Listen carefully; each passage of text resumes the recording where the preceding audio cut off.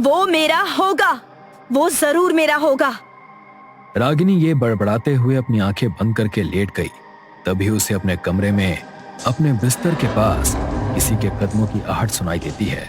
रागिनी ने जैसे ही अपनी आंखें खोली तो उसने देखा कि उसके कमरे की जिस खिड़की को अभी थोड़ी देर पहले उसने बंद किया था वो खुली हुई थी और उसके कमरे की दीवार पर कमरे की खिड़की से आने वाली चांद की हल्की हल्की रोशनी पड़ रही थी।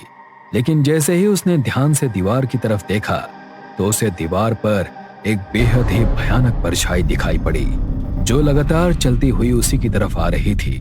इससे पहले कि रागिनी कुछ समझ पाती उससे पहले ही वो परछाई मानो आकर उसके शरीर के अंदर समा गई। रागिनी अपने बिस्तर से उठने की कोशिश करने लगी लेकिन उसका शरीर बुरी तरह से अकड़ चुका था। वो लाख कोशिश करने के बाद भी खुद को हिला डुला नहीं पा रही थी।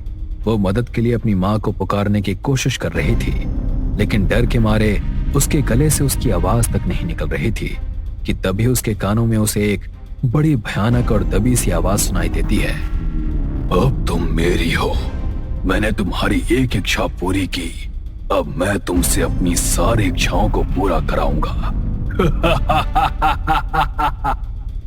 उस आवाज को सुनकर डर के मारे रागिनी का शरीर बुरी तरह से कांप रहा था लेकिन फिर भी उसने हिम्मत करके नजर घुमाकर अपने कमरे में देखा तो उसे वहां कोई भी नजर नहीं आया।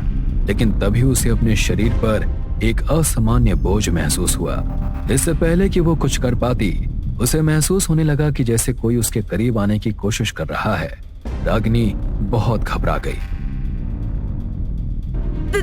देखो, प्लीज प्लीज मुझे छोड़ दो, प्लीज मुझे जाने दो, गलती हो गई मुझसे, मुझे तुमसे कुछ नहीं चाहिए, प्लीज जाने दो मुझे।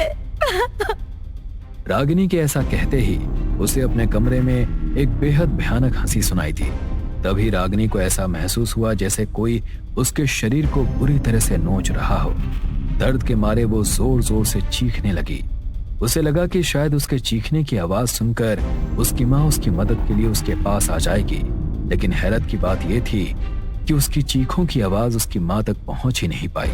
वो पूरी रात इसी तरह दर्द से बिलखती चिल्लाती रही और दर्द के मारे कुछ ही घंटों के बाद वो बेसुध हो गई।